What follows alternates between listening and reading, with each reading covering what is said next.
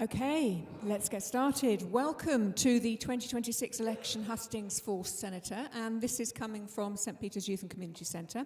I'm Gwyn Garfield-Bennett, and I'd like to first make you aware that this event is being live streamed on the vote.je YouTube channel, where you can also access closed captions if you're watching this at home. A recording will be uploaded to the vote.je YouTube channel, and you can get there via our website. Now, I'm going to keep this really brief as I can, but please can I ask you all to make sure your phones are on silent before we begin, because we don't want to be interrupted, because we want to get through as much as we can. I'm sure you're aware of your 17 candidates you can see before you. You can only vote for 9 of them. Now, the candidates have drawn lots to decide on what order they will sit and speak, and those candidates are, I'm going to start in the order they're in, Steve Luce, Ian Gorst, Lyndon Farnham, Alan McLean, Alan Lapavo, Elaine Miller, Carl Bush, Guy DeFay, Alan Brecken, Mark Boliat, Tom Binney, Bernard Place, Sam Mezek, who has reformed Jersey, everybody else is an independent candidate, Helen Miles, Serena Kirsten Guthrie, Martin Aliga, and Mary Lahegere there at the end. Now, we're going to get a short speech from each of our candidates, which will be followed by questions from you. These will all be strictly timed in the interests of fairness. They're going to be talking for 2 minutes each, so I'm not going to waste any further time. I'm going to get started on the speeches, so that will go first to Steve Luce. Good evening, everybody. It's a great pleasure to be here in St Peter's, and thank you to so many of you for turning out. I'm running for Senator now because, if elected, I'd like to retain my current position of Environment Minister, because I think ministers should be senators. To try to deal with the many challenges ahead, you're going to need people who can deliver, people with a proven track record. I work hard, I think I get things done, and I certainly try my very best for our island. In the last 3 years, to name just a few, I brought in a new rented dwelling licence law, new animal welfare law, a marine spatial plan. I've secured over £6 million of annual funding for farming and fishing. I've removed the ban on petrol and diesel vehicle imports. I brought in marine protected areas without having our harbours blockaded by French fishermen. But most importantly, I've fronted a hugely successful improvement in the planning system. In my 2.5 years, decision times are up from 52 to 85%. Pre-app advice is up 22%, and the number of applications validated in 5 days has gone from 12% to 62%. I've also increased the importance of the economy when making planning decisions. This vastly improved service has delivered things like a new hospital, Millbrook House Hotel, new harbour development, Romwells, St Joseph's Care Home, Coronation Park, and many, many others. So let's not blame planning for everything. 2 years ago, maybe, but not now. Yes, there's a lot more to do, but the team have delivered great things in a short time. But that's in the past. More importantly, what will I deliver if re-elected? I will bring forward sites for nursing and retirement homes to help the ageing population, new sites for proper affordable housing to help young families to see a future here in Jersey, new sites for light industry to diversify the economy. Thank you. And lots of other things. Can everybody hear okay, by the way? I know the acoustics in here aren't wonderful because it's a sports hall, but as long as you can all hear. Okay, lovely. Ian Gorst next, please. Good evening. I'm Ian Gorst, an independent candidate. It has been a privilege to represent St Peter's in the States for the last 4 years and to serve this wonderful parish. I'm standing so that I can continue to be a strong voice for Jersey, defending our interests, promoting our economy, and building a sustainable future for our community. These are challenging times, and they call for experienced, calm, and serious leadership.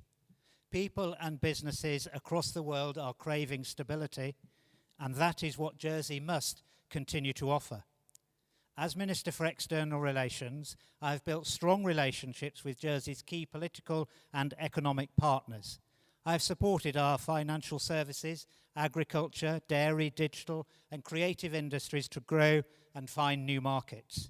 We have a resilient economy, but we cannot be complacent. That is why I want to drive forward our competitiveness strategy so that we deliver economic growth and embrace innovation in the face of increased global competition. Investment in frontline public services is only possible with a strong economy supporting a diverse range of local jobs. In recent years, government has grown at an unsustainable rate.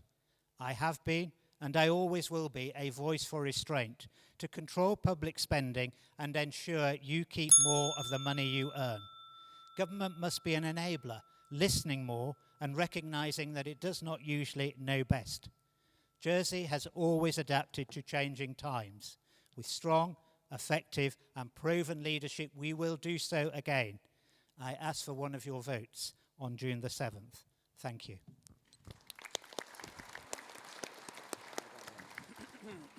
Lyndon Farnham. Good evening. My name is Lyndon Farnham. I was born in Jersey. I've lived here all my life. I raised my family here. I'm very pleased to have served St. Peter for the last 4 years. And I'm standing for re-election because I care deeply about the kind of island we're shaping for future generations. Since becoming Chief Minister in 2024, I have worked to restore stability across government, strengthen discipline in our public finances, and get government working together. And we've made some progress. We've halted the growth in the public sector, reduced reliance on consultants and agency staff, saving £44 million over the last 2 years. We've enabled 153 islanders into home ownership through the newly established First Step scheme. And we're implementing all of the 76 recommendations of the Violence Against Women and Girls Task Force report. But there is a lot more to do. And my focus is clear for the next term. It's to ensure we live within our means and prioritise spending on the things that matter most to Jersey. That means investing in schools, our healthcare facilities, improving our roads, extending mains water and drainage, and investing in sport and leisure facilities and the wider public realm. A Jersey where young islanders can realistically aspire to own a home, raise their families here, and stay because they are confident about the future. A Jersey where older islanders feel secure, supported, and able to live independently with affordable care available when it is needed. A Jersey where businesses can grow and compete without being weighed down with unnecessary bureaucracy. But I'm optimistic about the future because we are a resilient island with enormous strengths, a strong community of talented, hard-working people, a successful local economy, and a clean and safe environment. But in these challenging times, we need leadership that is steady, experienced, forward-looking, honest about the challenges, takes responsibility and get things done. Thank you all for being here this evening. I hope I can earn one of your votes on June the 7th. Thank you. Alan McLean. Ladies and gentlemen, Jersey isn't working. Families are under pressure. Almost everything is costing more. And while you are forced to tighten your belts, government is doing the opposite. Bigger, more expensive, more bureaucratic. Last year alone, they spent £118 million more than was earned. That's not sustainable. There is no magic money tree. There is only your money. I previously served as Economic Development Minister during the global financial crisis. We didn't just talk, we acted. We merged the ports and saved £1 million per annum. We created Digital Jersey and Jersey Business. We backed local enterprise. We improved connectivity, introduced EasyJet, and established Heathrow. Then, as Treasury Minister, I tightly controlled state spending, delivering balanced budgets. We expanded the student finance scheme so more islanders could access further education. We reformed the tax system so that large foreign-owned, non-finance businesses trading in Jersey paid 20% tax on profits they made here. We need sound business thinking and financial discipline again. We need to cut government waste and redesign service delivery for smarter, faster, cheaper public services.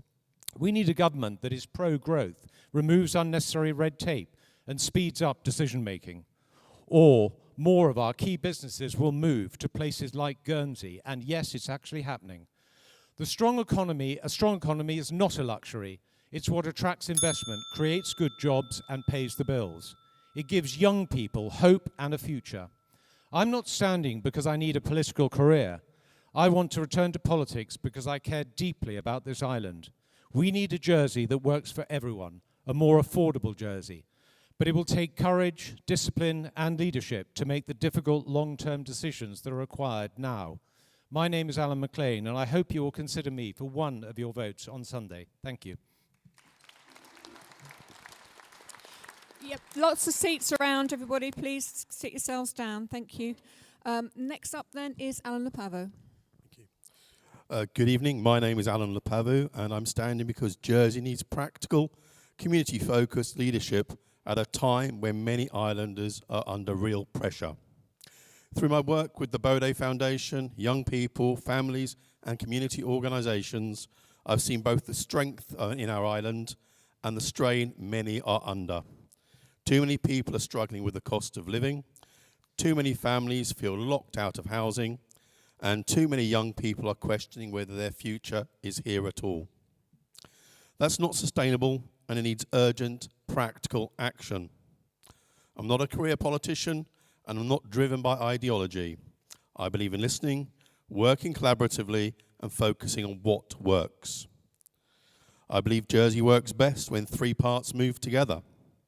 A strong economy driven by commerce, an effective, focused government that produces policies and legislation that improves the lives of our people, and a supported charity and community sector, properly funded where it delivers essential services.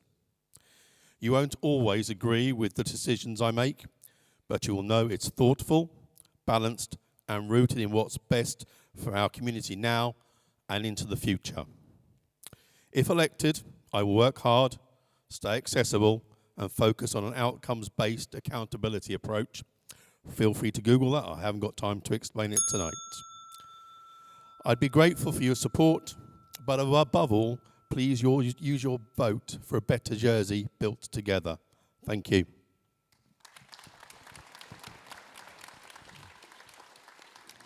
Elaine Miller. Hello, my name's Elaine Miller. I was first elected as a deputy in 2022. Since then, I've been Treasury Minister and Minister for Social Security. Before being elected, I had a successful career in law. I was a Jersey advocate and the first woman to hold the office of Viscount. I try to find effective solutions to problems and to make sensible, thoughtful decisions.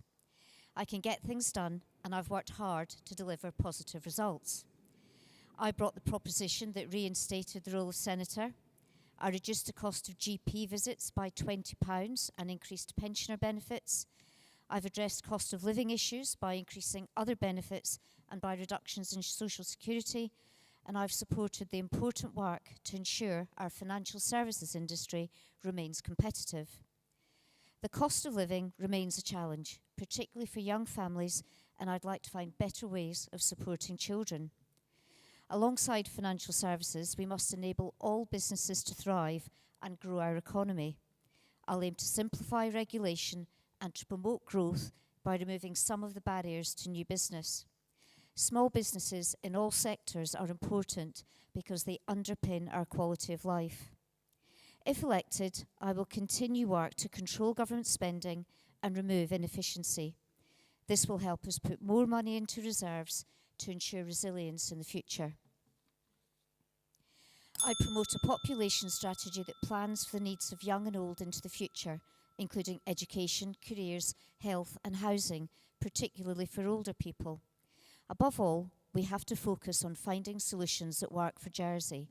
I will continue working hard to deliver effective results that benefit our community and our economy. I will always put the interests of Jersey first. I do hope that you will vote for me as one of your senators. Thank you.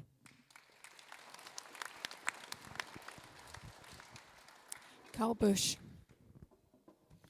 Good evening, St. Peter's. I'm Carl Bush, standing for Senator, a new face, and but by no means no experience. I come with great experience in local government and community interest. I've run a community interest project over here, Step 55, that's focused on health. And I've made a bold election promise today, which was posted in the JEP, and that was to cut what we spend, or rather save what we spend on the health budget, which is currently running at 381 million, to cut that by 4 million through increased activity, through providing an hour's worth of basic activity for 2,000 adults over the next government term, annually over the next government term. Why is that important? It's so important because basically that is saving £800 per person per year if we covered that across the whole of the island. Now, the saving on government of increased saving on reduction in poor health is the equivalent to 1%, which equals 6 million off the health budget. So combining all those, if you also look at long-term care, which is another additional cost, the saving is absolutely huge. And we cannot afford to ignore these savings that are so simple.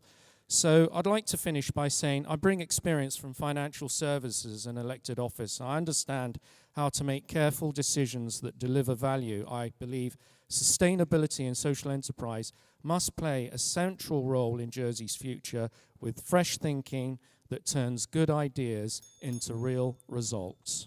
Thank you. Guy DeFay. Good evening, St. Peter's parishioners and any others. You have my sympathy because you've been drinking fire foam flavoured water longer than anyone else in this island. And we had this come up at the Greville Hustings. You probably noticed that Jersey Water have changed their definitions from providing wholesome water to safe water, something I challenged. But a number of the candidates, namely Elaine Miller, Ian Gorst, Steve Luce, Mary Lehegarat, and interestingly, Bernard Place, all insisted that our drinking water is safe. Bernard Place said, follow the science. Now I do. I follow the science of an intrepid St. Peter resident called Sarah Simon, who out of her own pocket carried out research into PFAS and did the blood test that demonstrated to the rest of the island that over 70 of your parishioners have got PFAS levels that are higher than the international guidelines in their blood now. And what is going on to sort that out? That is the science, and those are the facts. And I simply say to you, there is no proof that this stuff is safe. In fact, all the scientific evidence indicates the contrary. You may wonder, for example, why blood tests are being restricted to those people who are already infected and no one else can get blood tests for PFAS. I asked my GP last year. I take blood tests once a year. Could you check my blood for PFAS? Sorry, no, we don't do that. I think that should be open to anyone who wants to volunteer to go, excuse me, can you check this? And that will give us a much better idea of how big this issue is around the island. Thank you very much, bear Guy. with me. Time's up. Alan Brecken.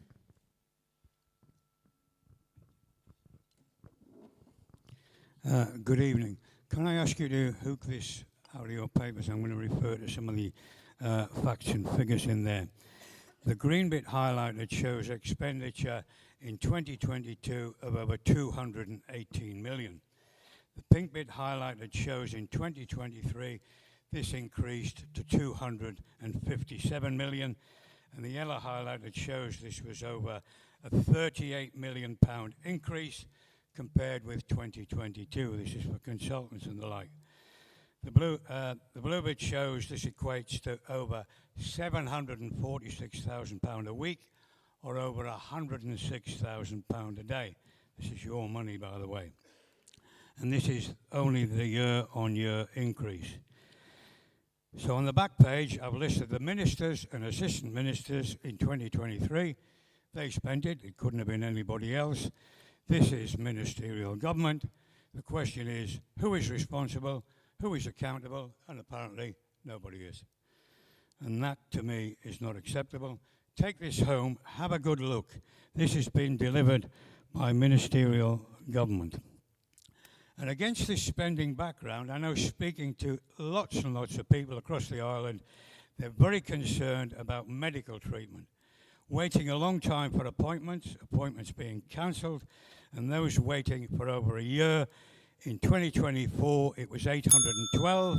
In 2025, it was 1,307. That's an increase of nearly 500. And these are people that are paid in for 30 or 40 years or more. My object in standing is I want to save money, spend it on, make sensible savings, and spend it on the right things. That's why I'm standing here tonight. Thank you. Mark Boliat. Good evening. I'm standing for election because I want to give you, the people of Jersey, the quality of government that you deserve. My career has taken me from working in a cafe and a pub in St. Ballards to holding chief executive and chair positions in charities, businesses and government bodies in Jersey and in the UK. That experience doesn't mean I know all the answers, very far from it, but I've learned how to ask the right questions, how to work collaboratively with others to tackle big issues, to take good decisions, to implement them effectively, and to communicate them. Jersey has great businesses, charities, and local communities, but we do not have a political system to match. Big decisions have been delayed, bad decisions have been taken, decisions that have been taken have not been implemented, and far too much time is spent talking around issues rather than dealing with them.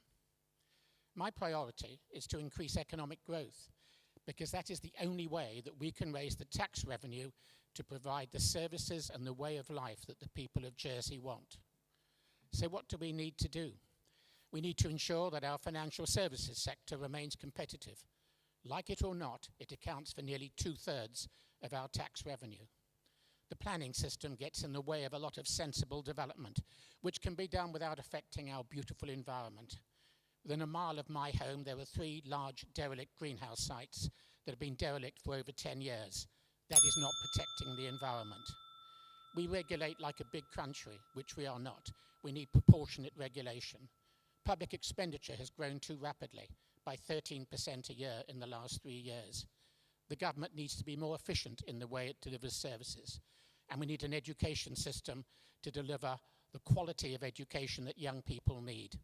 These are big tasks. We need politicians willing and able to tackle them. I'm one of those politicians. Thank you.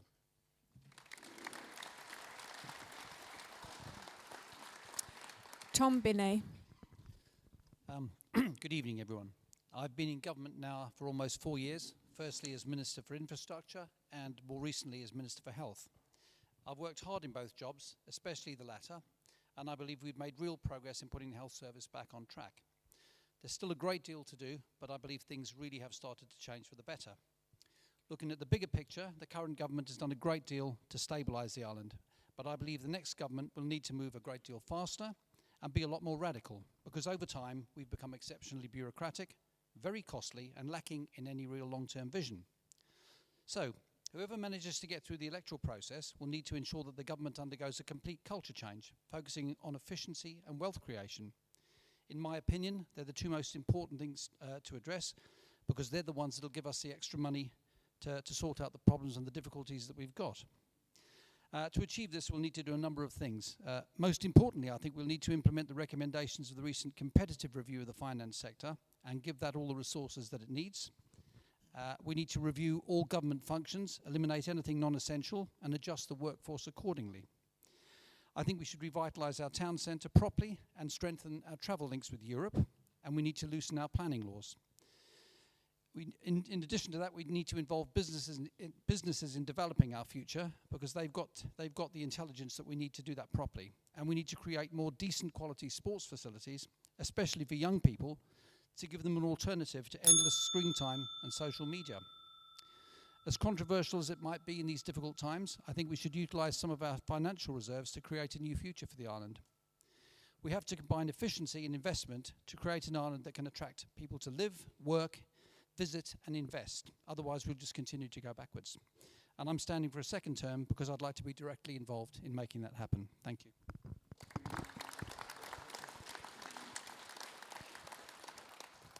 Bernard Place. Good evening.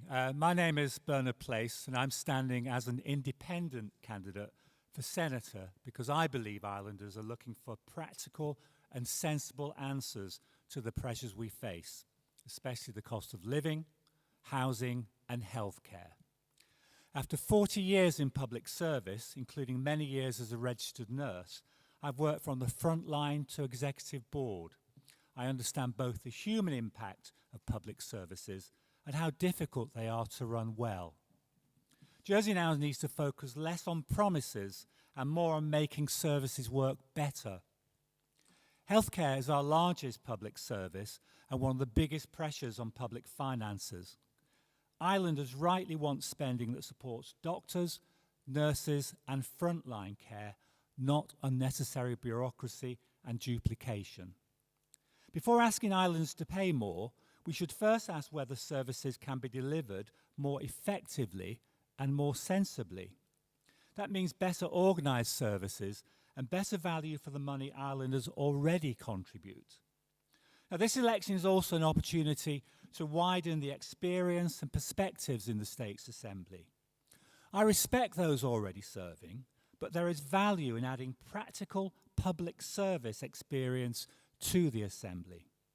Many people who read my Jersey Evening Post articles describe my approach as sensible. Now, I'll take that, because after 40 years in public service, I've learned that the loudest answer is not always the best one. The best solutions are usually practical, measured, sensible. And that's the approach I hope to bring to the States Assembly as one of your 9 senators. Thank you.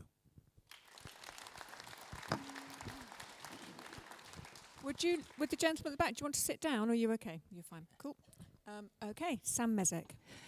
Ladies and gentlemen, good evening. My name is Sam Mezek, and I'm Jersey born and raised before studying law in London. And for the last 12 years, I've served as a member of the States Assembly in various roles, including Chief Scrutineer, and for the last 2 years as Minister for Housing.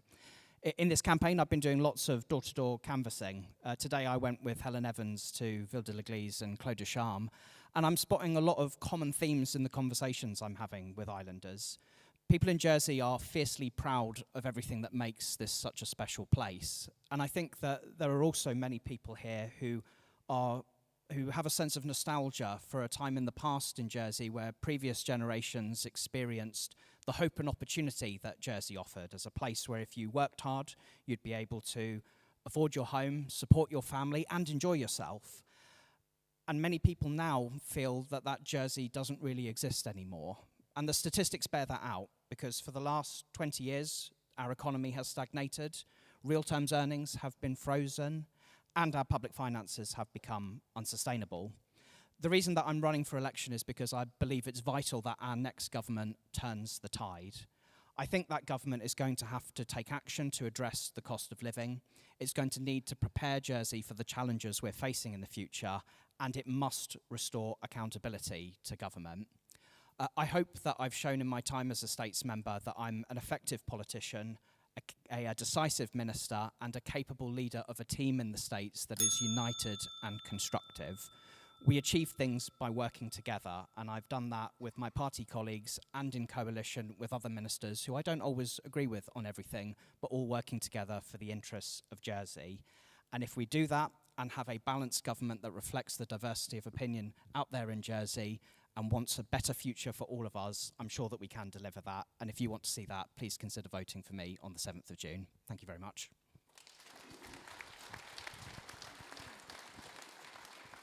Helen Miles. Good evening, St Peter. I'm Helen Miles and I'm standing as an independent candidate. My background is in criminal justice. I have a PhD in criminology and I enjoyed a 30-year career working for Customs and Immigration, Probation and Aftercare and the States of Jersey Police. I was a founding member of Autism Jersey and I'm a former independent member of the Public Accounts Committee. Since 2022, I've been deputy for St Brelard. I served as Minister for Justice and Home Affairs, and I'm now chair of the Corporate Services Scrutiny Panel. And this has given me a very balanced experience in the States of serving both in government and on scrutiny. As a minister, I established the Violence Against Women and Girls Task Force and delivered the Building a Safer Community framework to support early intervention against crime. I introduced a 3-year work permit to help recruit hospitality staff and negotiated a scheme to introduce the numbers of French day trippers to boost tourism.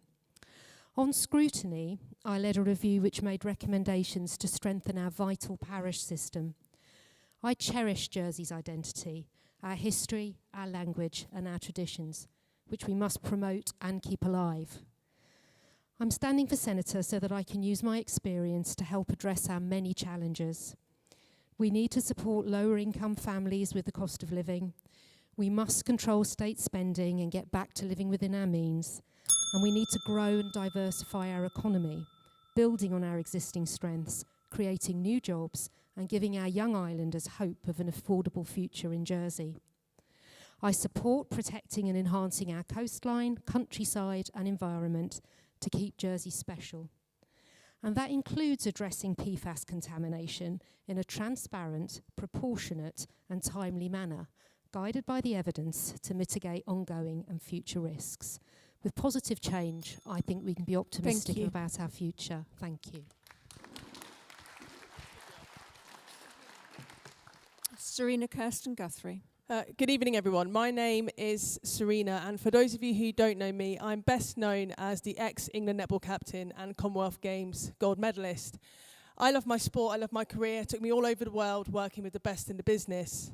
But I always knew that there was one place that I wanted to come back to when it was time to retire, and that was here in Jersey. So I was struck to find how expensive it was when I moved back here, and how friends and family were frequently leaving because they could no longer afford to live here. And so it's got me thinking, is there a part that I could play here for the people of Jersey in public service? And that's because, you know, I learned one thing in my career in elite sport, and that if a team is losing, it's not down to an individual failure. It's usually down to the failure of a team to work cohesively together. And that's where I feel Jersey's at the minute. It feels like we're a team that isn't working cohesively together. It feels a bit like we're a team that's losing. We aren't helping enough people through the cost of living. We haven't got a grip on government spending, and our island isn't bringing in enough money. And the next government is under a lot of pressure to try to grow the economy, spend less, and deliver better services. There are some personal passions I'd like to fight for if elected. I care deeply about the good that sport can do for our children, which is why I'd like to put PE teachers back into primary schools and give every child the physical literacy education that they deserve to set them up for life. And I care about preventative health so we can nip things in the bud, save money, and save lives. And I've been asked quite frequently during this election, what do I stand for? Well, coming from an all-female sport, I stand for challenging the status quo, the systems, the people, and the culture that have been preventing this island from being the place that it should be. You're in charge of electing a group of candidates to take responsibility, accountability, and finally start delivering. I'll bring that mindset. Thank you.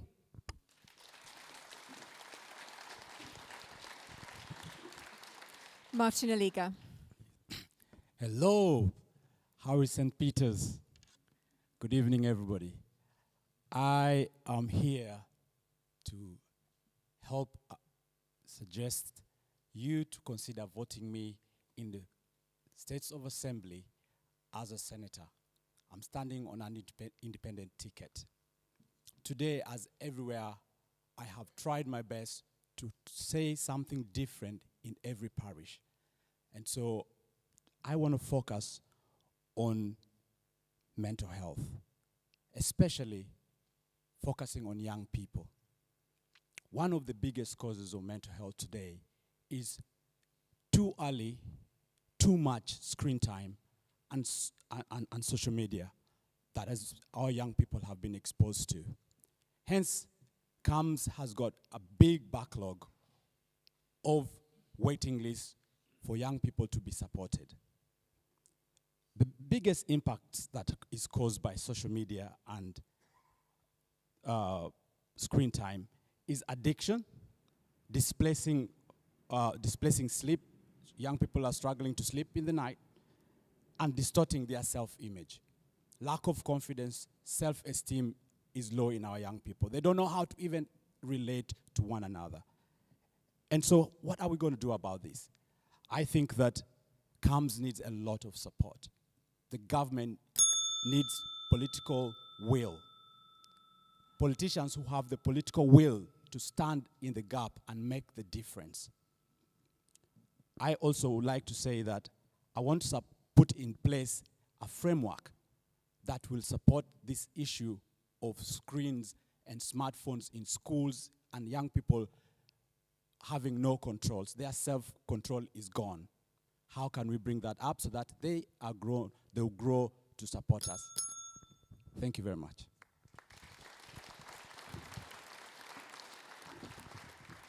Mary Lahegara. Good evening.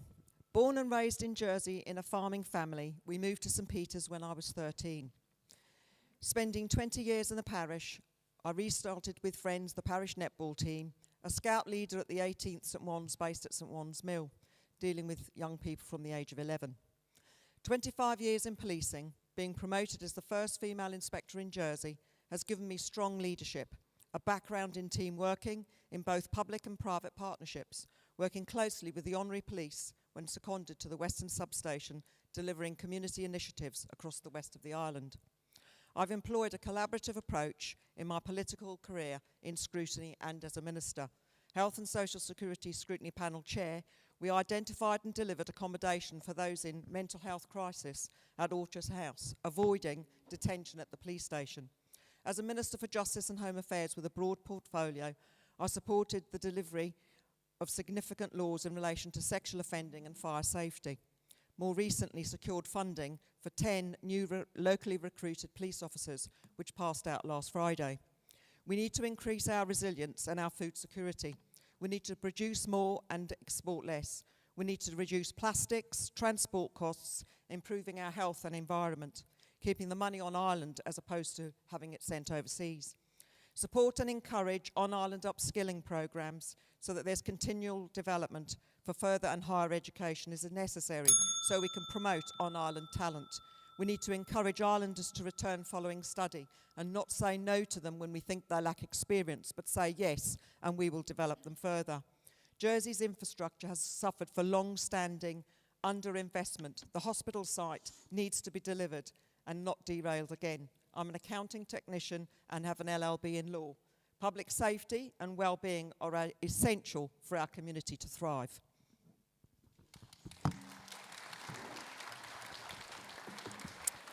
Okay, thank you to all the candidates for their speeches here. It's time now to open up to questions from all of you here.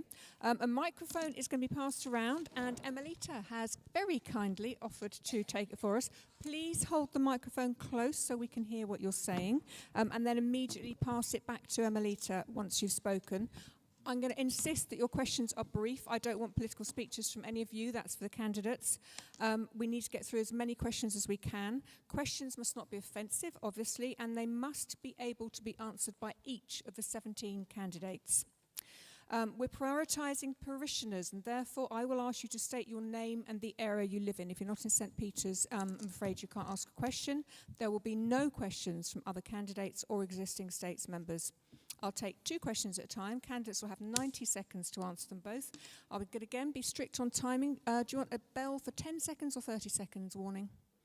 30. So I'll be doing a bell for a 30-second warning. So let's get started. Gentleman here had his hands up. If you want to go there first. Robert Surkoff, parishioner, St. Peter's, Grand Vantain. There's been much talk about the charitable sector and the need for funding, and I would like your views on the relationship between government and charity funding, especially after seeing today that Assistant Minister decided to allocate $6 million to a government project which had been funding that certain charities have been told to apply for. So I would like to understand your attitude towards what funding and support should be given to the charitable sector.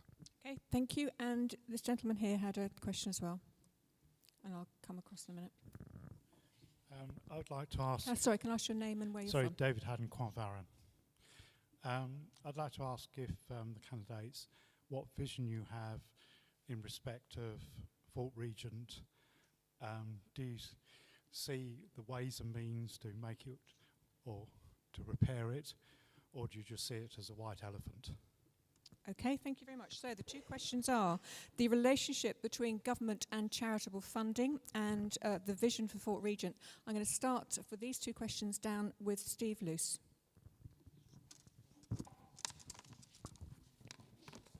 Sorry, I was expecting to go the other, but I'm happy to start. Robert, thank you for your question.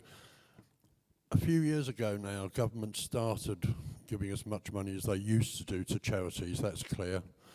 And they said, oh, the third sector can provide this and that and everything else. But what they didn't do was set up service level agreements with some guaranteed funding and some certainty.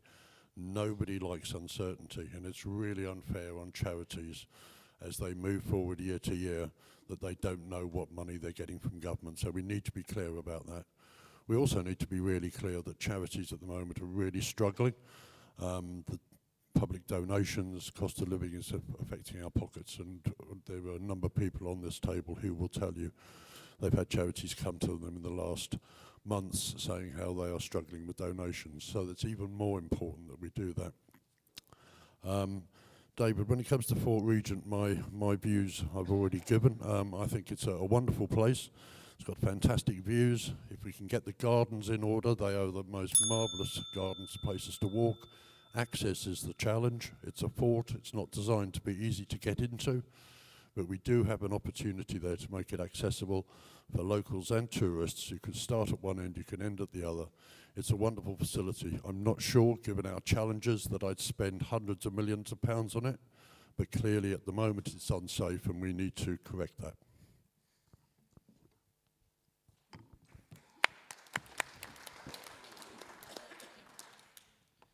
Thank you for your question, Robert.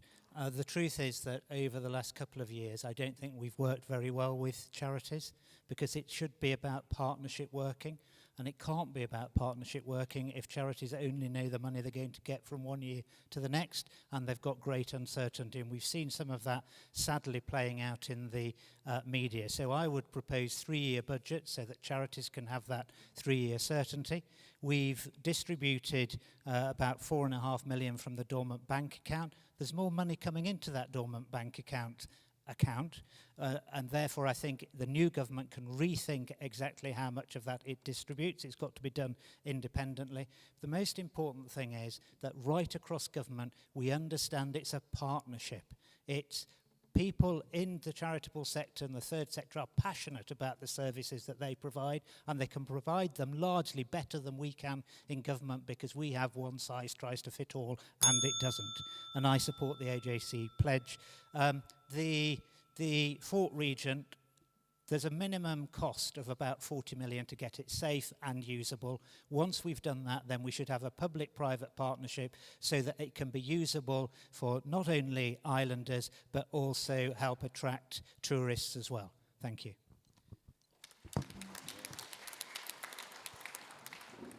Thank you. If I can start with Fort Regent, Ian said half of what I wanted to say. I think there's great opportunity and potential in Fort Regent. It has to be a private-public partnership. We have to develop this in partnership with private enterprise. I think we are lacking leisure facilities for the whole community, especially young people, and there's some great plans and ideas for the youth up there. I mean, we haven't even got a place where we can go to a large concert anymore in Jersey. So I think if it's done properly and very carefully, it will be a good investment.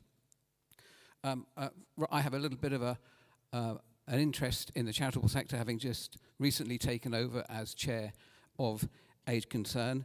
I think we need to recognise charities as strategic partners, provide stable multi-year funding for charities, consult charities early in policy making. We don't do that. We need to do more of that. We need more guidance from charities.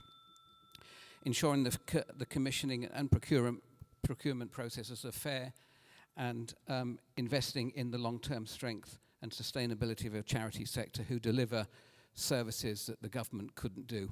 So that's your pledge. That's a pledge we've agreed to from the Association of Jersey Charities. Thank you.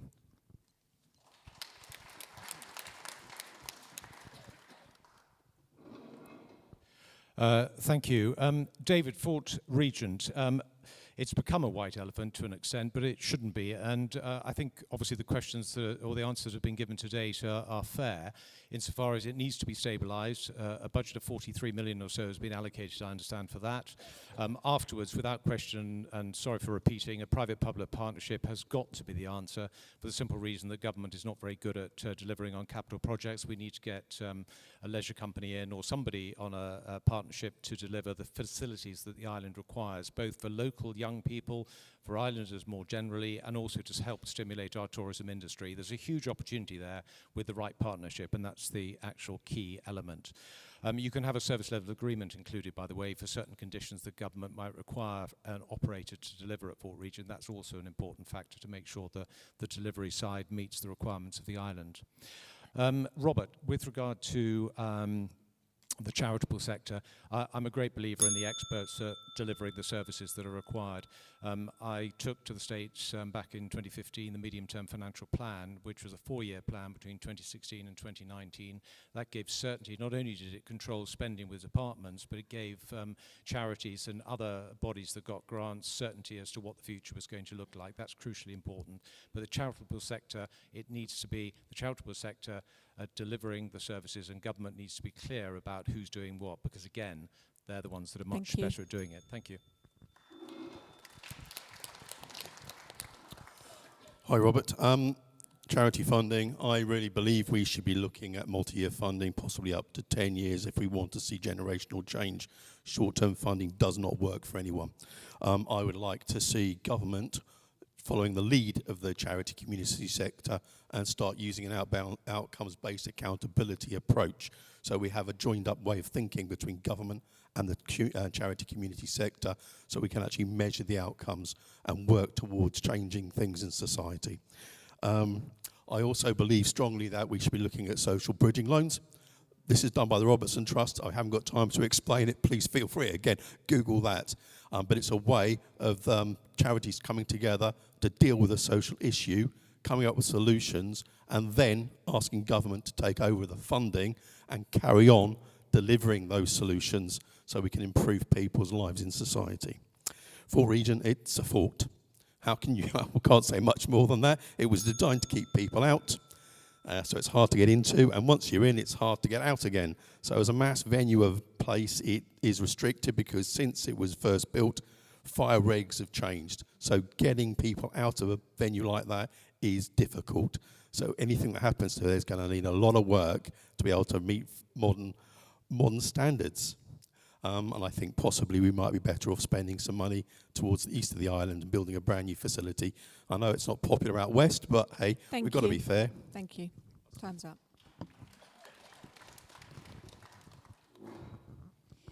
Thank you. I agree really with a lot of what's been said before about charities. We need to be clear about what funding's available to charities. There are hundreds of them, I believe, and government cannot fund every single charity.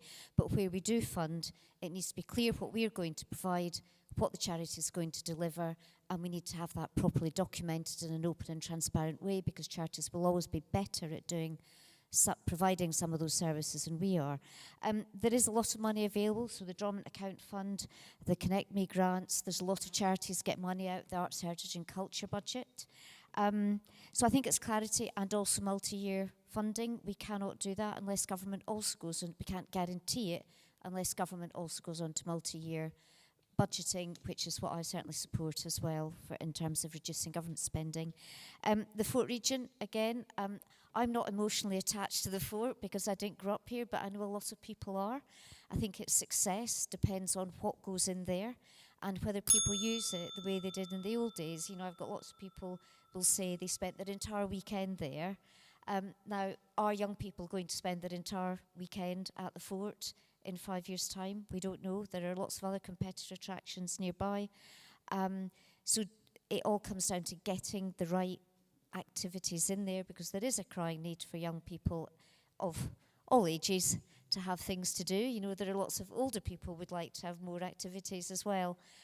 So I think it's about getting it right and getting it affordable for everybody Time's as well. up. Thank you.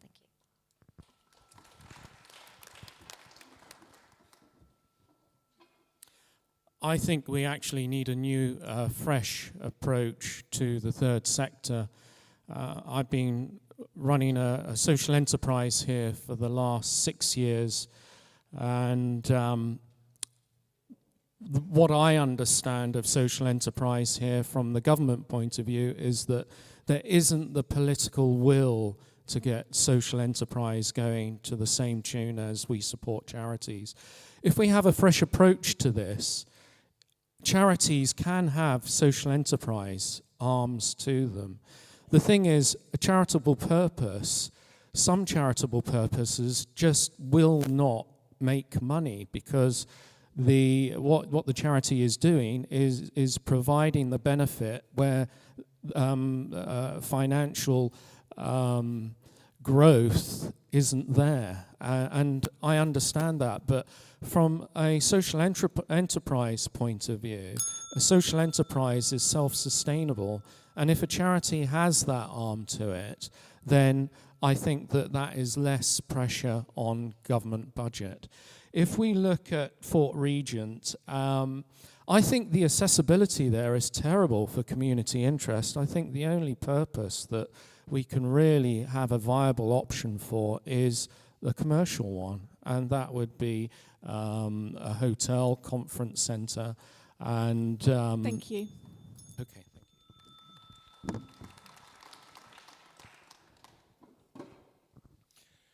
I think that charities often do things better than any government organisation, and I certainly don't have a major problem with government money going in to support charities because they're good value for money. The problem is money. One of the unfortunate necessities of being a politician is you have to make choices on money issues. And I'm sure I don't need to point this out. There's a big problem out of the Straits of Hormuz at the moment, and international economists are pointing out that a recession is due. And it's not any old recession. They're already expecting one that will last 6 months. That's going to explode the cost of living outside the island where we can do nothing about it.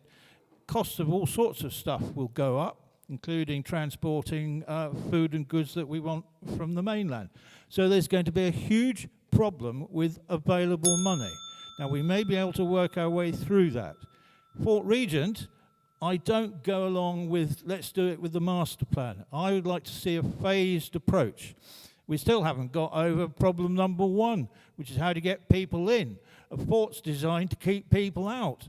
That's the first thing we need to deal with. After that, I think we get people in on a phased way and find out what the Jersey public want and build accordingly.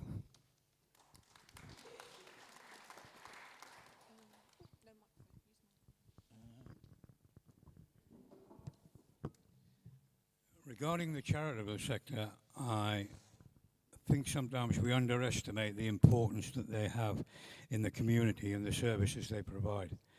And if the states were doing it, it would probably cost 3 times as much. So I'd be in favour of 3-year funding to give them some security. I'll give you an example of that. A few weeks ago, I had something from Dementia Jersey and received hardly any money from the states of Jersey. And it's a tremendous organisation that provides a great deal of support for carers as well. Regarding Fort Regent, I think we should be positive. Years ago, we all remember the Fort family membership, entertainment and leisure, and we used to get international groups and acts, and I believe we could do that again. And we had things like Seaside Special on BBC Saturday prime time. I'll give you an example. Last year, Tom Jones done a concert at York Racecourse. 30,000 people, it was sold out. If Tom Jones was on in the New Star tonight, not many people would be in here. Thank you.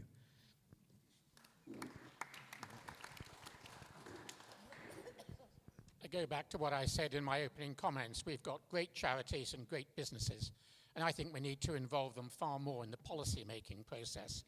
because by doing that, we can actually help to ease some of the problems that they then deal with. In terms of funding, government departments can work with one-year funding. They're used to getting their budgets midway through the year. That doesn't work for a charity. So we must find a way of providing more funding for those charities that are providing a service that otherwise the government would provide.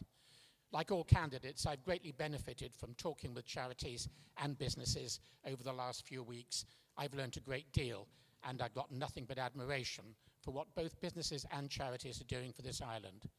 On Fort Regent, the roofs lasted remarkably long because it was built by St. Ballard's company, Jersey Contractors. And I remember working for it about 60 years ago, trying to do some sums.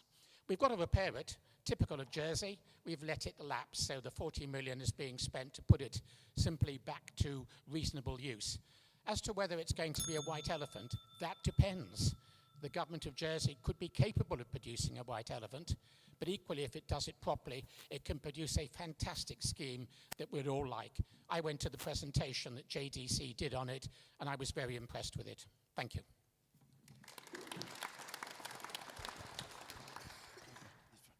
Mr. Surkoff made a very specific point referring to the JEP. I haven't seen tonight's article, but I've had it explained to me by a number of people.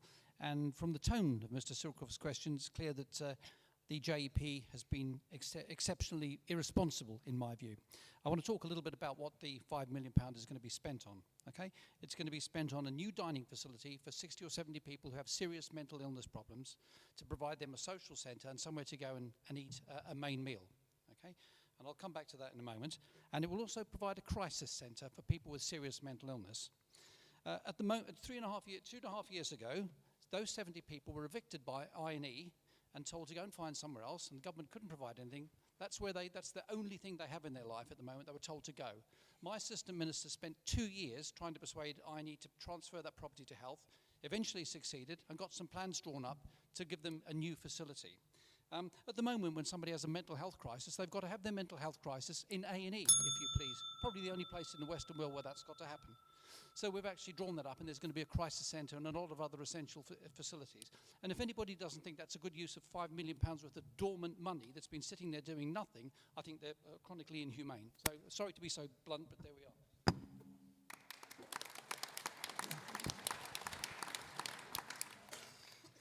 are.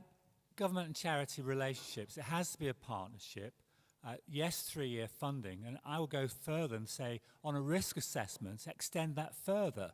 Some charities have been around for decades, they're likely to stay for decades. Let's do a risk assessment on a longer term funding if that's possible. Charities produce a really important early warning signal for government, and that's where the partnership should lie. And the minister, to his credit, having established, the health minister establishing the Health Partnership Board, provides a platform for the kind of relationship building and commissioning and strategic direction that will be important to bring government and charities together. In terms of Fort Regent, I managed the vaccination centre there for 6 months and know and understand the damp and all of the things that need doing there. I'm a member of the Société and was part of the consultation. It's a huge project, but it's in 2 parts. It's in the restoring the asset part, which is absolutely essential, and then it's the finding the going concern part, which is more problematic, and I think there are a number of solutions to that, that not at the moment. But what it shouldn't be is the government trying to step in to where commerce should be on its own. And then finally, one thing we should do is putting activities there that appeal to the visitor economy and the local economy, so we've got activity through the year. Bernard. Thank you.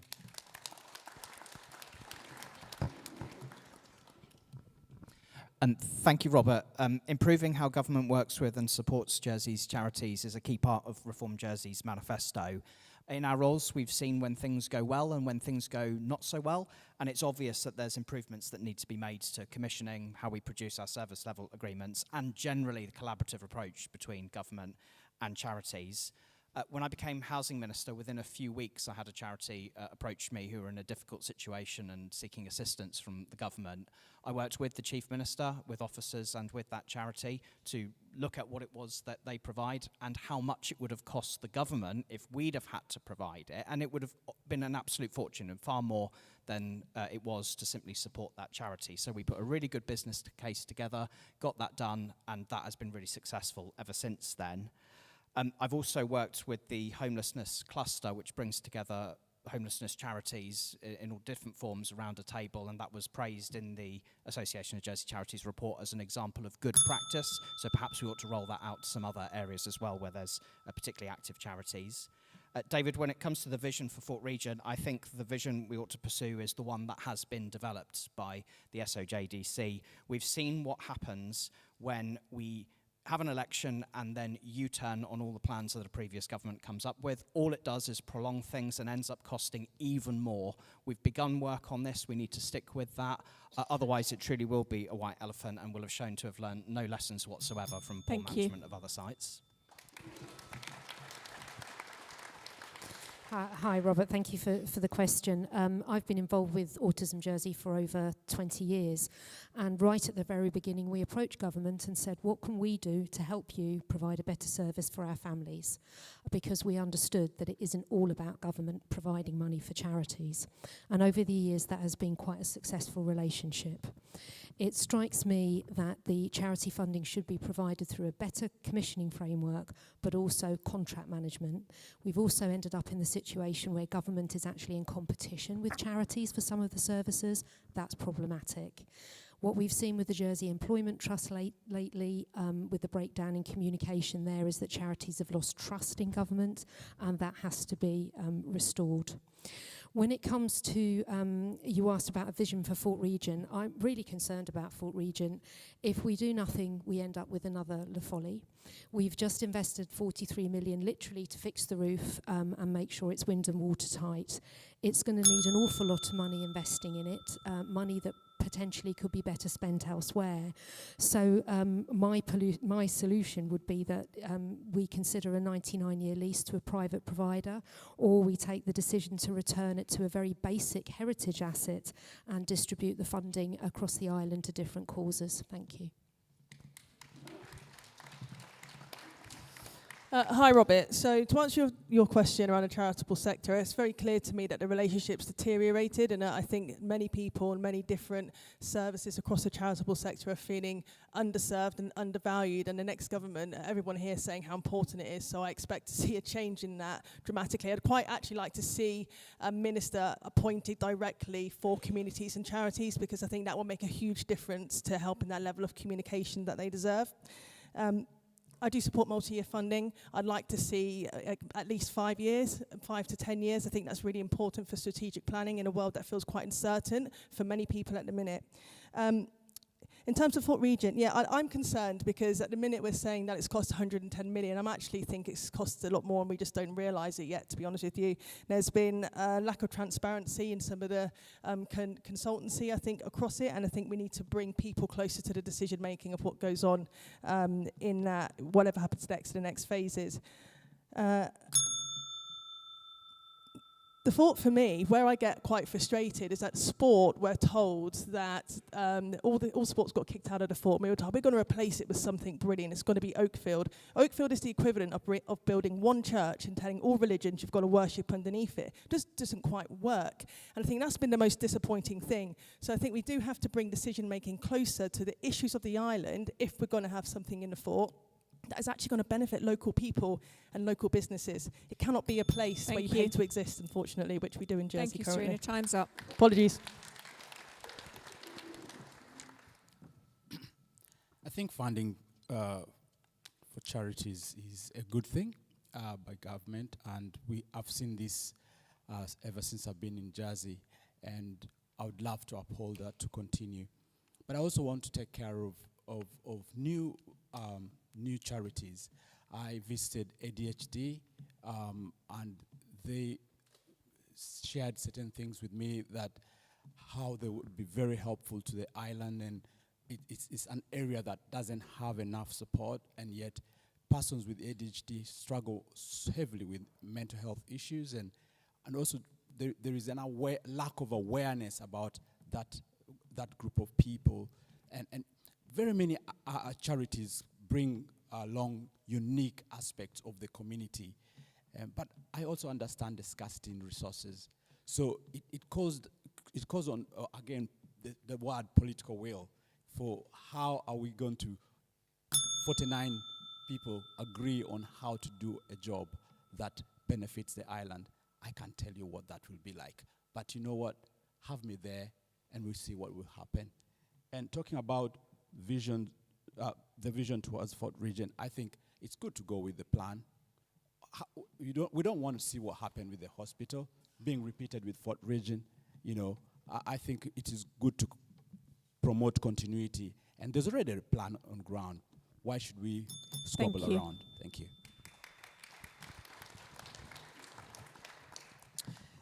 In your relation to your question, Robert, obviously a lot has already been said, but with over 500 charities, what I think the next government needs to do is actually allocate an officer to actually look at what those 500 charities actually do, and whether or not there's any duplication, and whether or not they can work together, or look across the board so that we've got a clear idea of what those charities are all providing to the island.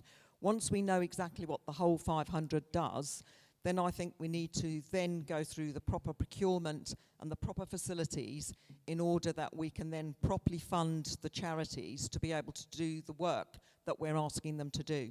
But I think we need to actually work out exactly what that 500 is, because I'm never convinced that all of the people within the States building know exactly what they're all actually doing. So I do actually genuinely believe that we need to fund it properly, but actually know what we're funding and give proper funding to those charities, and also ensure that we do it over multiple years in order that a charity doesn't find itself at a cliff edge. In relation to Fort Regent, I think I'm concerned that if we go away from what we've already said and that we're going to do, we'll end up in another mess. We have underinvested in infrastructure for so long that everything is falling down, so we can't afford to do that again. Thank you. Okay, I'm going to take another 2 questions, and this time we'll start with Mary down the end, so we'll come the opposite direction. We had a question here and a question here last time. Amelita, where's she gone? Oh, there you are. Sorry. I've got you over that side. These 2 gentlemen here popped up their hands first up last time round. Gentleman on the end and gentleman in the blue. Good evening, candidates. I'd like to ask you about poverty, because that is what many of us in the charity sector call the cost of living crisis that has been mentioned so much during the campaign. To put that in numbers, one food bank, who've opened an outreach food bank about 100 yards out that way, have seen families attending with them rise from 195 before the last election to over 650 now. So what I'd like to ask you is, which levers in the first 6 to 9 months of the new assembly would you suggest would be the best way? And I'd like you to answer A, B, C, or D. A 10p reduction in fuel duty. Getting a bit complicated. Let's not get too complicated on this. So what levers will reduction in fuel duty, a social security holiday for those on the lowest wages, a means-tested assistance with electricity this winter, or a different choice of your own choice. So what levers to put to reduce costs? Thank you. And the gentleman here on the end, if you pass it to him. Good name and place where we're from. Yes, good evening, candidates. My name is Alan Holmes, and here in St. Peter's we have a very, very real problem with speedy traffic. There is only one way that this has got to be brought under control, and if it's not brought under control, it's only a matter of time. Okay. It's only a matter of time before a child or an elderly resident is seriously injured. So what's your question? What will they do? I'm a qualified driving instructor, and I would like the candidates' views on bringing into law the driver demerit points system. I won't go into the details, but it's fairly straightforward. You get points You get 12 points within 3 years. You lose your license for 3 Okay. months. All right. Thank you very much. So the two questions are, which levers will you use within 6 months of coming into office to reduce costs? And there were several suggested there. And also to stop speeding traffic. Will you consider a driver demerit point system? How will you stop speeding traffic? That goes first to Mary Lahegere. In relation to the question in relation to poverty, I spoke to a number of people the other day whilst I was wandering around in town. And people end up in poverty for very, very different reasons. And they are across the piece, whether it's a health issue or whether it's because they've got partners with health issues or children, or whether they're just not earning sufficient money. From my perspective, most of those people are unlikely to need to have a reduction in their fuel because they're unlikely probably to have a car. From my perspective, I think food and shelter is the most important part of it all. So I would want to see a payment made to people in order that they can have the food covered potentially, and also a reduction in their rent.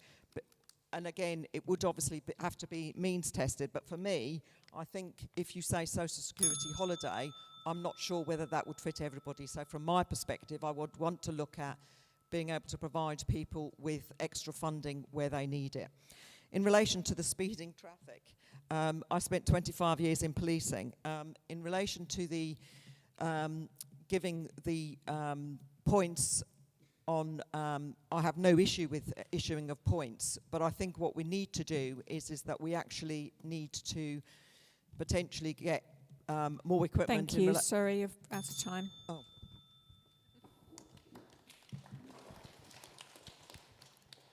I'll go for C, means tested. And I think basic needs is, if people cannot afford meeting their basic needs, it's clearly down to how much they have in their pocket. If they can't afford lighting, they can't afford food, they can't afford, it's down to, and if they're also working, it also comes to their employer. How is their employer valuing their work? So really, the charitable approach does not really solve the problem. I think we need to create an opportunity for people to get back to work and create that environment that allows people going back into work.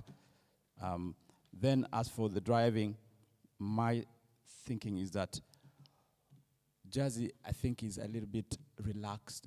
I don't know whether it's the government or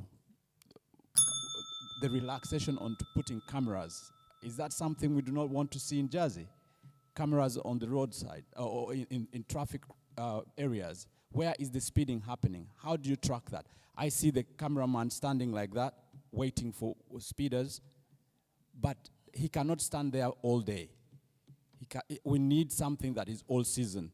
And so I would go for cameras on the roads to manage this. That's how I'll deal with it. Thank you. And then they lose their point accordingly with evidence.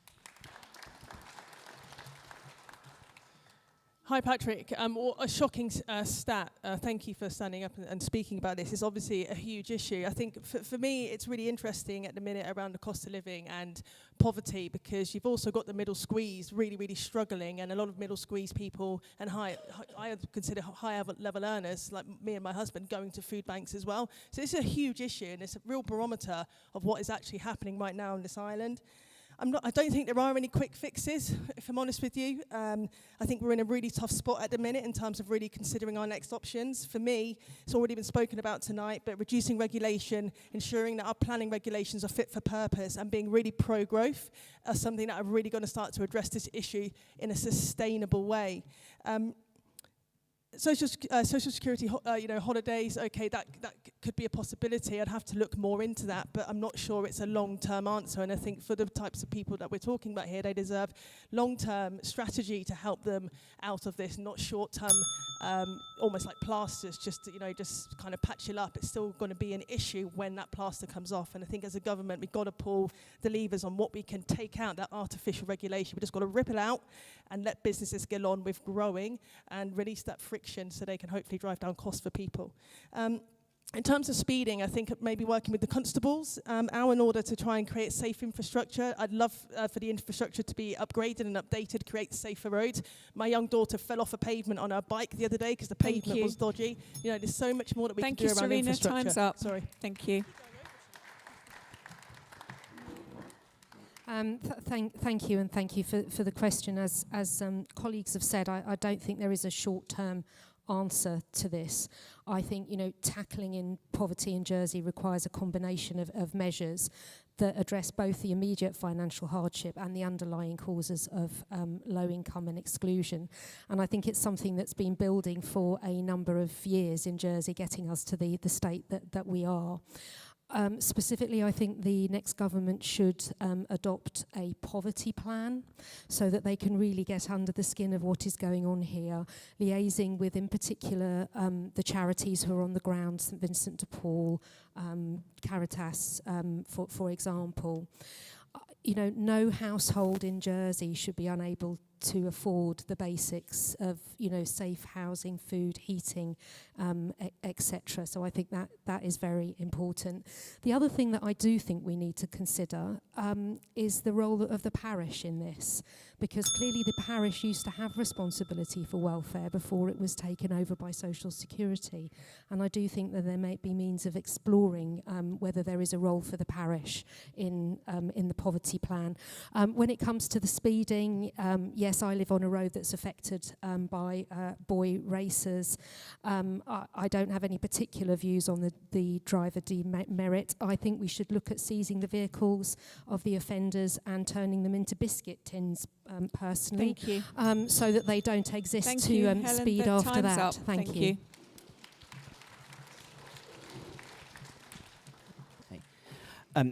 Thank you, Patrick. I think the first thing to say in response to your question is that none of us should be afraid to say that the presence of poverty in an affluent society like ours is a moral outrage which none of us should tolerate. Points A, B, and C are all worthy of consideration, but I'll cheat and go for D and list a few that I think would help. For a start, we need to continue in our journey towards implementing a proper living wage in Jersey. If you are in full-time work, you should not be living in poverty. That clearly needs to be addressed. I personally believe that GST should be taken off food. I think the cost of seeing a GP should be made free of charge. And I want to support the Social Security Minister's back-to-school bonus that she's recently introduced, which will help families when they're coming out at the end of summer, which can be a pinch point for many of them. But more broadly, the next government must not resort to an austerity agenda like they did 10 years ago, which exacerbated poverty in those days. We must be clear about that is not an option. We must recognise that trickle-down economics does not work, and in any economic agenda we have, making this an economy that works for everyone has got to be at the forefront of that. Alan, I've got great sympathy with what you've said. Dangerous and careless driving is something that absolutely infuriates me, particularly people who text whilst driving, because there's no text message that's ever important enough to be worth risking somebody's life to answer. So I'd be interested in that demerit system. That sounds interesting. But in the absence of that, with the presence of dash cams and all of those things, I think we should be reporting people more often when they're being careless and instill it in our culture that you just don't do it.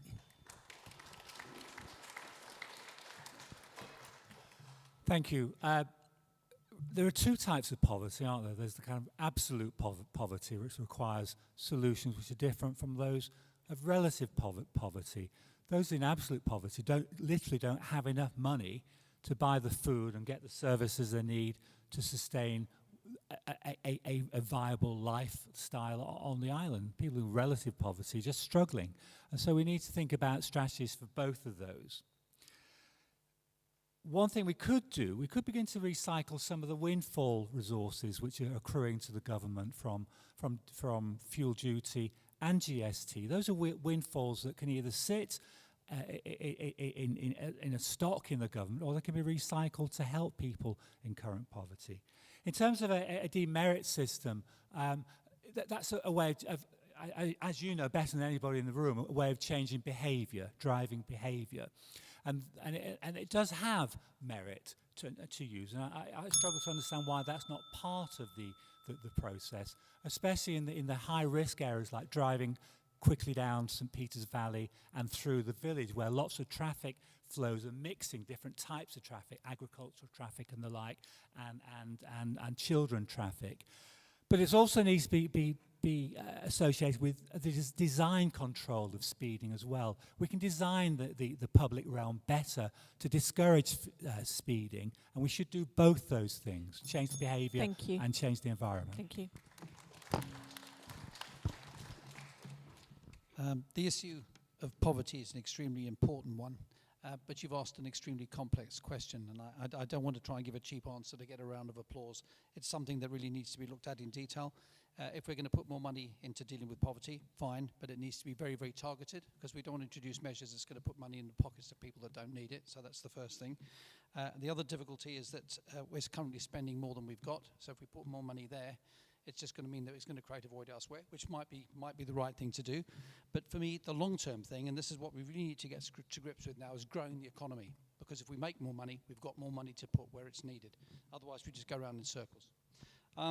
With regard to traffic systems and penalising people, the issue for me is enforcement. We've got laws on speeding at the moment. I live next to a road which people pass at crazy speeds, and really it is one of enforcement, because the laws are there. So we need to spend more money on enforcing those laws and getting people and finding them. As simple as that. Thank you. I agree with every word that Tom has just said. I come back to what I said earlier. Charities know what's going on. They know where there are new problems and why they are. And I think we need to use that intelligence to identify trends at an early stage and to try to address them. Of your options, reducing fuel duty comes number 100 out of 100 in my list. I really do not see why you want to give the greatest benefit to the people owning the biggest gas-guzzling cars. So I think there are much better ways of targeting support. On speeding, absolutely agree with Tom. You can have as many laws as you like, but if you don't enforce any of them, it has no effect. Now, to get to St. Peter tonight, I drove through 3 other parishes. I find it difficult to know why there's a particular speed limit in some parishes, but not in others. So it's quite difficult always to keep to the speed limits. So I think a bit of coordination between the parishes would help, but let's have enforcement.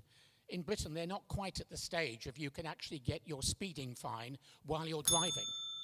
That's what technology can now do. And we need to stop having laws that we make no attempt to enforce. Concentrate on enforcing what we've got. Thank you.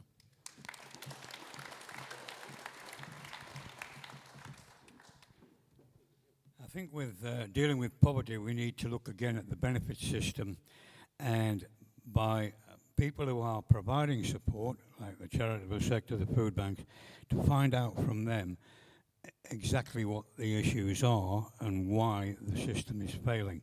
And then we need to address that, but I think it would be very helpful for them to do that and not government. Regarding speeding, I was part of a scrutiny review years ago, and what it said is virtually it's not policeable. You'd have to have police on roads 24 hours a day. But now technology can come to our assistance and it can do all sorts of things.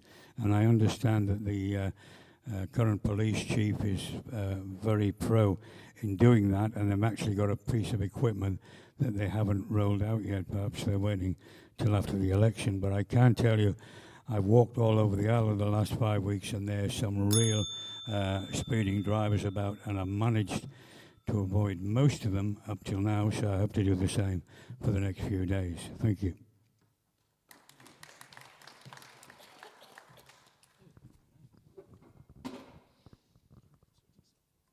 I wonder if you realise that all our buses are GPS tracked, and as far as our taxis and cabs go, I think they're all GPS tracked as well, so that everyone knows who's where. And in due course, all vehicles in this island, and motorbikes, heavy goods vehicles, domestic, they're all going to be GPS tracked. So may I introduce you to the future? And the future is called road charging. Road charging is a basically a computer software setup that tracks where your vehicle is. And if you've decided to go into town at rush hour, really the peak time, you'll get charged slightly more than if your car is parked in your driveway at home, where you'll be charged nothing at all. It's a completely flexible system. And here's why I'd like to bring the driving instructor in. It's capable of catching anybody speeding. As Mark indicated, it can do it in real time. So there's no more speeding in the island. You're going to have to stick to the speed limits, or the computer will nick you and you'll get a fine turning up ASAP. In terms of food banks, I'm very sorry to hear that the number had gone up to 650, but I think food banks are great. And if we support them, it may be by checking out what supermarkets are throwing out after things are getting by there. Thank you, Is Guy. it a sell-by date or not?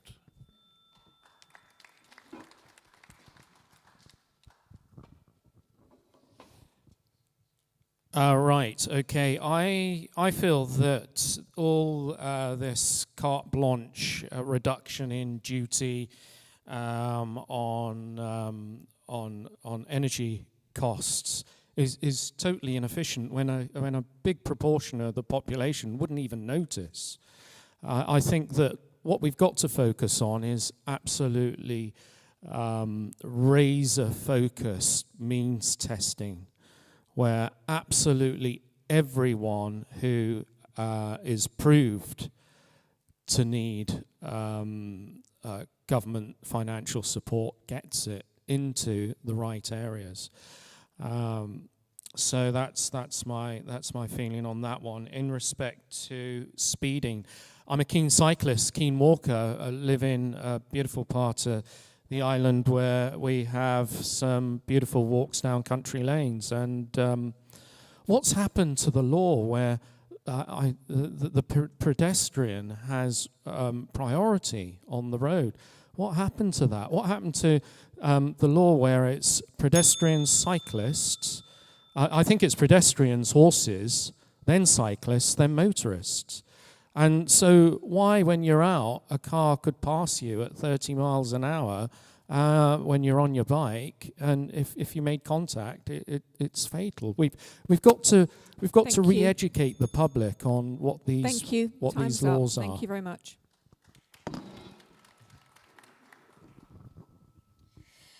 Thank you, Patrick. I think before you can really respond to a problem, you have to understand the size and shape of it. And if the problem of poverty is caused by addiction or gambling or mental health issues, which can be are some things I've been told, none of those things will help. If you're a pensioner family without a car, social security reduction and fuel duty will not help you. So I think the first thing we need to do is sit down with the food banks and really understand the problem. Who are the families who are affected? Who are the families who are using it? And why is existing support not enough? Why is it not reaching the people that really need it? So I think understanding is the thing we really have to do, and I think that's a cross-government food bank charity project for early on, because there's a 20 pence per litre differential in fuel, so we could take 10% off fuel duty, and some people are still paying 20 pence a litre more than others simply because of where they shop. Alan, I agree with you. The biggest thing that people come to my surgery about is the 20-mile zone outside Trinity Primary School. They absolutely hate it. And it's really difficult. People don't like driving at 20 miles an hour the whole time, whether there's schools in or not. I think it's getting to a zero tolerance approach. I think it is about enforcement. I'm told that people regularly turn up at the magistrate's court and get quite a shock when they realise that if they're driving at 40 miles an hour in a 15-mile zone, they could lose their licence. Thank you. And we need to make sure that happens. Thank you, Patrick. I really believe that we need to set a minimum standard of living. As humans, we don't expect anyone to be living in poverty, but we need to have a definition of what that level is, what the housing is, what the food intake, medical costs, leisure costs and things like that, so we can have a a baseline to work from. We then can use different levers. We can use taxation, benefits, and minimum wages. So there's different things we can do to improve people's lives, but we need to have an understanding. And as a community, as humans, we need to set that standard, and then we can take it from there. As for things like fuel duty, the government are getting a little bit of a windfall. We're all paying a little bit more on our fuel. That's going into the Treasury. Perhaps that little bit of money, some of that money could be taken out and redistributed it through food banks and other things to reach the people that need it right now. As for speeding, take the licenses away from them. Driving is a privilege, not a right. And if you abuse that, you should lose your license. End of story. The other thing I'd like to see is a diversion approach. We've got Jersey Motorcycle and Light Car Club who run events. We've got a really good youth service. We've got sixth form colleges. Perhaps we could look at working those people, get those people together around a table, see if we can come up with a way with taking young men whose central cortex, prefrontal cortex isn't fully developed and will do stupid things, and take them down there and get them racing around on the sand. Thank you.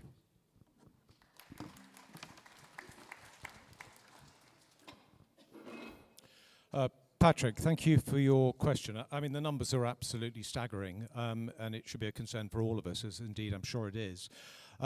Short-term specific question, you gave us an A, B, C. I'm afraid I don't particularly like either of them, and I haven't got time to go into the details of why. I would, if I may, add a D to your list. I think all the food cost bonus was introduced when GST started. It's around about £500 or £600 a year. I think that's much more targeted in terms of increasing once the need is actually identified, because I think that would be an opportunity. Longer term, of course, growing the economy, having a strong economy, and making sure there are the right skills so that people get better jobs, better pay. That's the long-term matter for dealing with it. We also need to, as a government, bear down on the cost of government. That feeds inflation and just makes the situation worse. Decisions like the DFDS contract haven't helped. The flat rate card has added cost to our supermarkets. They can't get the volume discounts now as a result of that. We're all paying somewhere between 4 and 6% more on our food. That contract needs to be looked at, and I think that should be an absolute priority. There are things the government is doing which is making the situation worse. We need to address those areas as well. Alan, with regard to speeding, it's got to be around enforcement. Your idea is an interesting one. I think that should be given some consideration. But really, there are mechanisms in place at the moment. I think we need to bear down heavily excessive speeding that puts people's lives at risk, particularly children, in areas here at St. Peter's and other places in the island. There's no space for it at all. We need to deal with it. Thank you. Thank you. One of the first things I did after becoming Chief Minister was visit the food banks. The first one we visited, I think, Patrick, was you. And I was surprised at the diversity of needs of the users of food banks. And that started a process of better understanding the causes, which we started to do. We started to work more closely with the food banks so we can really target the users and try and reduce the necessity or reduce the need for them. I think any support we need to give needs to be targeted. As a number of other panelists have said, we want to make sure that the savings go to the people that need them. Having said that, I'm all for keeping duties, taxes and charges as low as we possibly can. But of course, we can't control the market. One of the problems we have when we don't increase, when you keep duties low, is it can be taken in greater margins. As Elaine said, there's big differences if you shop around in the price of fuel and in food, so we need to promote competition. Alan, there's been some terrible tragedies over the years due to dangerous driving. There should be almost a zero tolerance. I'm pleased to see the courts are starting to take tougher stances. It's about enforcement, tougher penalties, consistently tough penalties, and better use of technology. We have a mobile speed camera now, which is starting to, I think, act as a deterrent. We need to build on that. Thank you.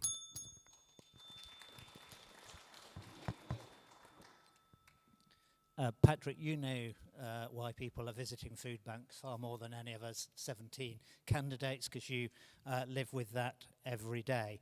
But if we think about it in its basic form, it's not just those who are in poverty or relative low income, but it's what we might call the squeezed middle as well. It's the amount of money that we have left in our pocket as we get through the end of the month, and people are struggling because of that, which is why I don't propose any of your three, but I think that we should increase tax thresholds, because that means more people, everybody keeps more money in their pockets to spend as they will. I do support freezing fuel duty, but I also support something that's called a fuel duty escalator, so that when the price of fuel is going up and the government's getting an increase in GST, it can afford then to reduce the duty at the same time. So it levels out the increase in fuel duty. And I think that's important, because I'm afraid that we're going to see fuel increase even more because the conflict in Iran isn't going away. But of course, ultimately, we want to see earnings growth. To get that, we need economic growth, and therefore islanders will feel more wealthy. Alan, in regard to your question, enforcement is key. There are 2 constables in the room. I'm sure they'll be delighted to speak to anybody who wants to join the Honorary Police, because they're doing a great job, but they need more people to help them with that enforcement. But I'm open to exploring your idea as well. Thank you. Patrick, there's very little to add, really. But I'm not in favour of general reductions. We have people in Jersey, young and old, who can afford, and some who can't afford. My partner and I deliver Meals on Wheels in the middle of St Helier, so I see many of the challenges that you talk about. Food is key. Our brains don't finish developing till we're 25, so I'd be looking maybe put some more free food into schools, breakfast clubs or lunchtime. Let's give our children the chance to get their brains developed through food. I'm advocating more local food for local consumption in my manifesto, so that's something else that can reduce the cost of living, and I really want to help farmers help us by producing locally grown food. When it comes to speeding, as we all know, whether it's 20, 30, 40 miles an hour speed limits, some people just want to go as fast as they possibly can. For me, we've got to catch more, we've got to have a deterrent. For me, the deterrent is catch more, put their faces on the front page of the Post, put their car in the crusher. Thank you. I've got time for 2 more questions. There was a lady who put her hand up in the middle there. Somebody, there was a lady there that put her hand up before. Okay. Lady at the back in the orange or the blue, and which one of you two is going to go for it? And then there's a lady here. I'm going to shake up the order. So candidates, I'm going to start with Guy DeFay, so that we're changing around who's middle and end.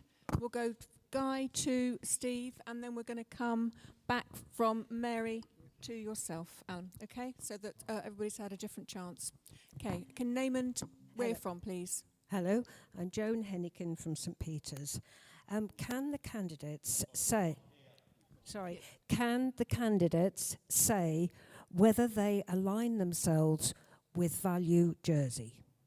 Okay. Do you align yourself with Value Jersey? Was the question.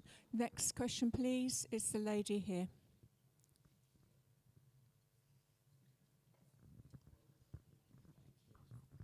Hello, my name's Jill Hutchinson from St Peter. I've heard a lot tonight from all the candidates and their speeches about accountability and effectiveness and efficiency. My question is, how are you going to ensure that your decision making is transparent so that we as the electorate can hold you to account? Okay, 2 clear questions. So first question is, are you aligned with Value Jersey? Second question is, how will you ensure that your decision making is transparent? And that's going to start off, please, with Guy.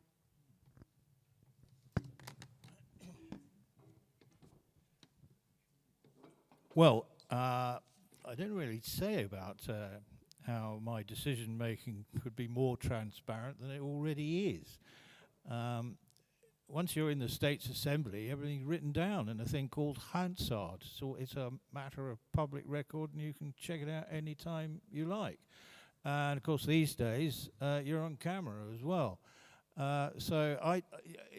There will inevitably be meetings behind the scenes, but quite often you want to have those sorts of meetings so you can discuss sensitive subjects.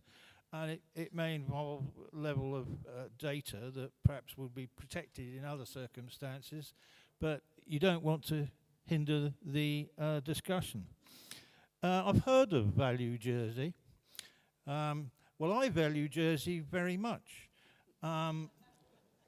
But as I understand it, there's some interesting rumours circulating this particular organisation. Some saying that they spent over 100,000 quid doing surveys.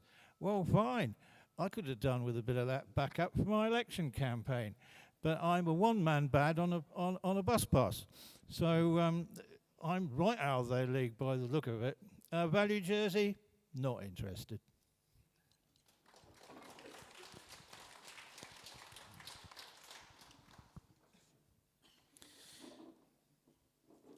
Yes, okay, so the question on Value Jersey,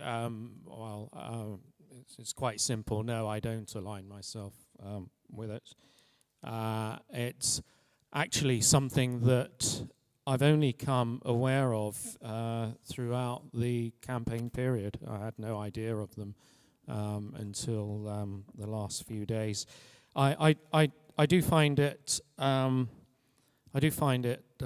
particularly interesting that from what I see of Jersey, our strength is independence, and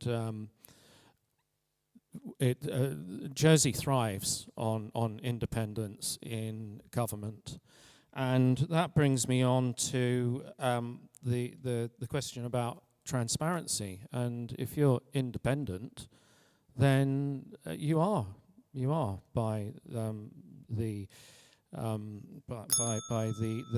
terminology of independence. Surely that goes a lot to be said for transparency, and you would be bouncing off ideas of other independents. So, you're independent of policies that are outside the realms of Jersey. So that's it. I'll leave it there.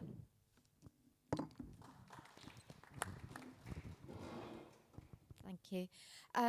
Value Jersey, I am an independent candidate. I'm entirely self-funded. But from what I've seen, Value Jersey, so I'm not aligned with them in that sense, I'm not a member, but from what I've seen, a lot of what they are saying is very similar to what everybody else is saying in terms of growing the economy, cutting government spending, dealing with the cost of living. But beyond that, I think we do have commonality, but I am an independent candidate. I struggle to see how I could make a secret decision. We are subject to so much scrutiny. So, for example, all my decisions are published. They're written and they're published through ministerial decisions. Voting records published in the States. We have scrutiny. Everything we do in government goes to scrutiny panels. We have freedom of information requests. We have the Comptroller and Auditor General looking at everything we do and issuing reports. We have internal audit. We have external audit. Council of Ministers minutes are published in meetings. We've got the media looking all the time. I'm really not sure. Maybe we're just not getting information out in a clear way. But I just, the notion that people are hiding behind things, it's just not happening. I'm not quite sure how it's happening. We do need to communicate better. That is something I do feel very strongly about. We do not communicate well. We do need to get better at doing that. But we are absolutely scrutinised to within an inch of our lives in government. And I feel very accountable for all the decisions I've made. Thank you.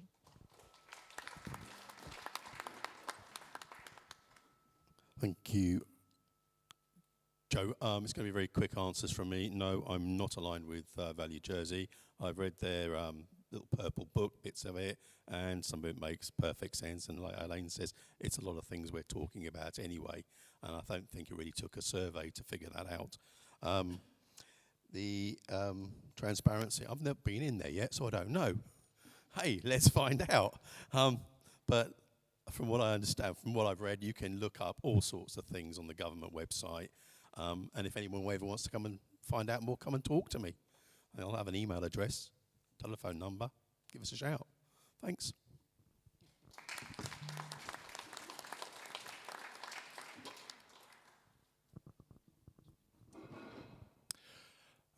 Joe, I think it was. Value Jersey, am I aligned? No.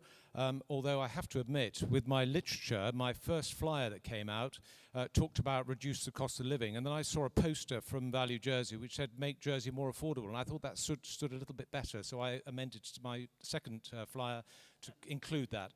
what I'm basically saying is similar to Elaine. There's a lot in what Value Jersey are doing that I think most candidates would agree with. Reduce the cost of living, make the economy more successful, and reduce costs of government. It all makes perfect sense, but I'm not aligned. To be absolutely clear, I am an independent candidate funding my own campaign. I do like the idea, though, of encouraging people to stand, and I think if an organisation like them supports candidates, that's not a bad thing. For the last 2 elections, I've tried to encourage people to stand in Jersey for election, so there's more involvement. It's very difficult. A lot of people find they can't either afford to do it, or they find that when they're a little bit older, the toxic nature of social media is somewhat off-putting. So we need more people to stand for election, but I'm nothing to do with Value Jersey. As far as accountability is concerned and openness, I think, as others have said already, everything is in the public domain. I don't think there's much published decisions are pushed out there, policy development. Hansard is there, media. One of the biggest problems is, I suspect, in social media, the conspiracy theories that come out probably give people the impression that things are being hidden. I don't think they are. Thank you.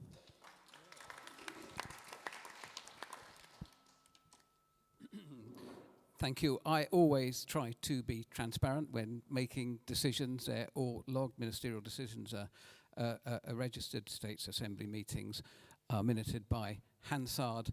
But I think, as someone else said, we need to be better at communication and maybe help islanders understand how they can find that information. And I'll always be open to speaking to anybody who wants to find out more information on any decision made. I don't really know what Value Jersey is.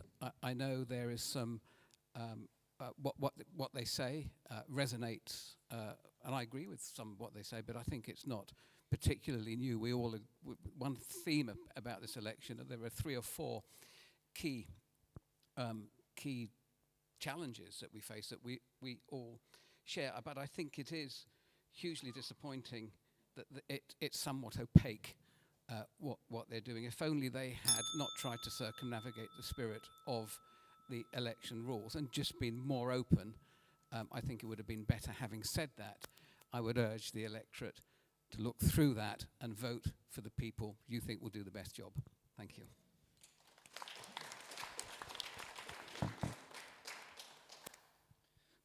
Thank you. And I just pick up where Deputy Farnham left off. I would urge islanders to vote for the people that they think are best for the job. There's a lot of commonality.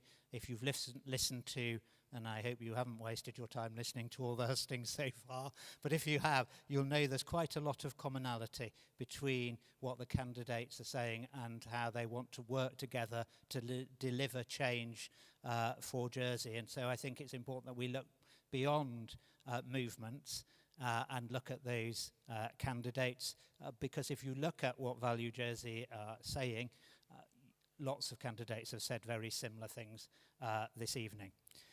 I am an independent candidate, self-financed as well. Jill, others have said that the government is very transparent.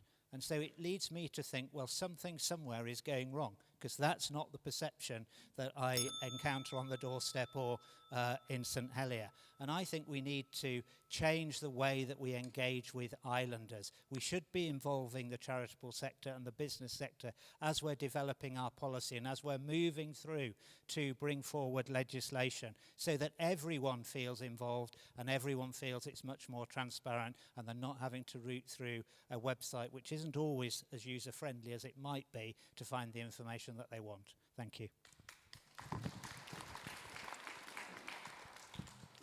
Joe, I'm not a member of Value Jersey, but I have to say that I don't disagree with a lot of things their members do say. I'm an independent candidate who decided not to engage with social media at all during this campaign and not to subject you to posters and you having to look at my photo every 5 minutes. But I don't disagree with many of the things that Value Jersey come up with. As for decision making, my ministerial decisions are published. My planning appeal decisions are in the public domain. The minutes of our meetings are all online. If you want to see them, you can have Hansard readouts and scrutiny hold us to account. So I don't really know how more transparent we can be.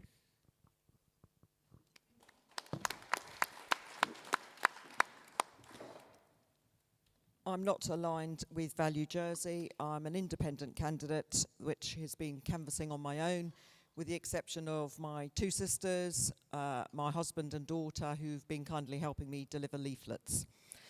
In relation to efficiency and accountability, I spent 4 years dealing with freedom of information. And it is quite clear to me, as an individual, that we are not quick enough in actually publishing data. We should be publishing data when it's available to be published. As an example, something that always is controversial is states members travelling. That should be on a system whereby literally you arrive back today, it's on the system tomorrow. So I actually think you're right. I do not necessarily think accountability is necessarily seen by the public. So I definitely think that we need to start looking at actually providing all of that data on a platform so that everybody can see it the day after it happens.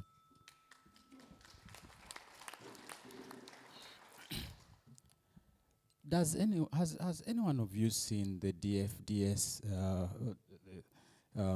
contract? That ferry thing they talk about. I think there's some secrecy there, isn't it? What led the hospital to lag for all these years? Is there not some secrecy in that? Where was the money going?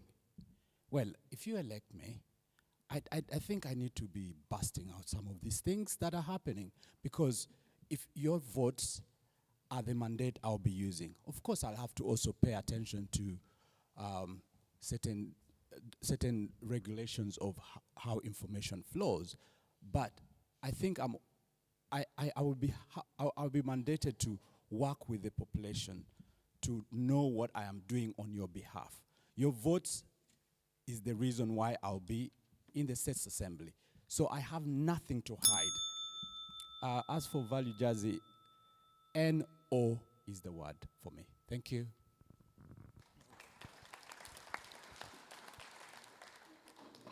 Hi, Joe. Here's a different answer. Yes, I am one of those candidates supporting Value Jersey. I think I was probably one of the first to come out publicly in my JEP article.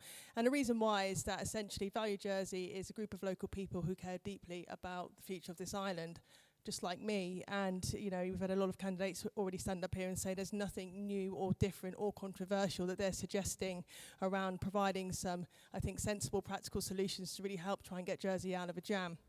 One thing that I really love about Value Jersey is that they are endorsing or trying to encourage independent candidates to try and work together. And from, you know, just through meeting a lot of people through this election, the current States Assembly culture is very toxic. You know, you're left on your own in there, and we've got an independent system that isn't being maximised. And I think I'd love to be able to, if elected, get in and try and work together with people more than ever to try and pull in the same direction, rather than feeling the pressures of the island and going off in lots of different directions to try and get a job done. We won't get anywhere, by the way, if we continue to do that. So it's really important that we do work together as a team.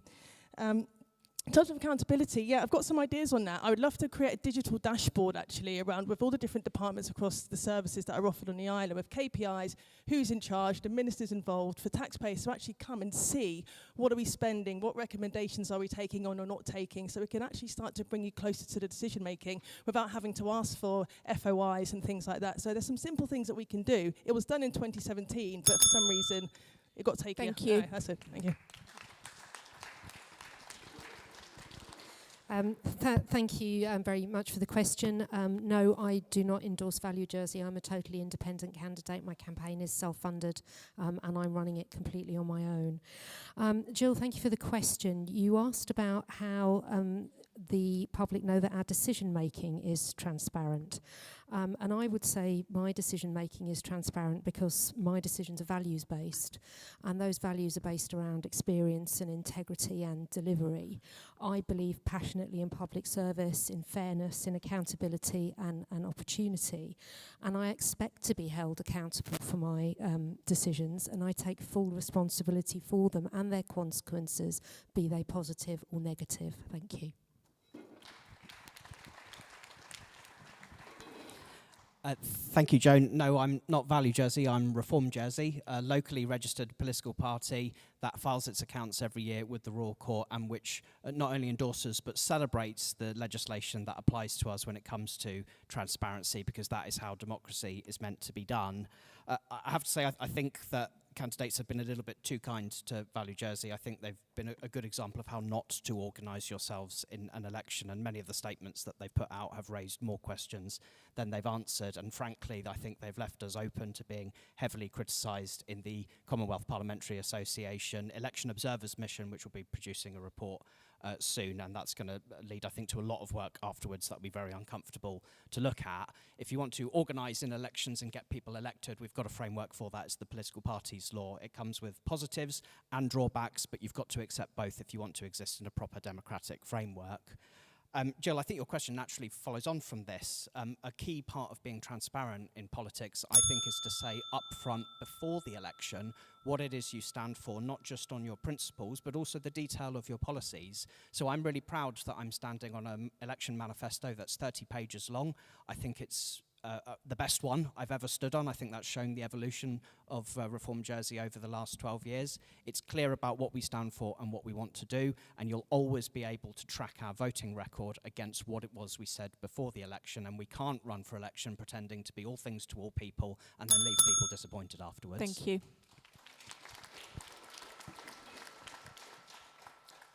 Value Jersey, no, I'm entirely independent, self-funded, too busy focused on my own campaign to worry too much about Value Jersey, to be frank. In terms of how about my transparency of decision making, well, as I say, I've been a public servant for 40 years, most of those as a registered nurse. Had a code of conduct, and it runs through me still, even retirement, like Brighton Rock. But that's not enough, because I'm not asking you to just trust me. I've been a project director on a number of projects in my life, and the way you manage a project like that is you agree the deliverables. What is it you are trying to achieve? And then you make transparent the cost, the quality, and the time scale. And you do that because if your contractor doesn't meet cost, quality, and time scale, they don't get paid. So everyone is actually incentivized to be transparent up front. So those two things together guide me and will provide evidence of my transparency in decision making.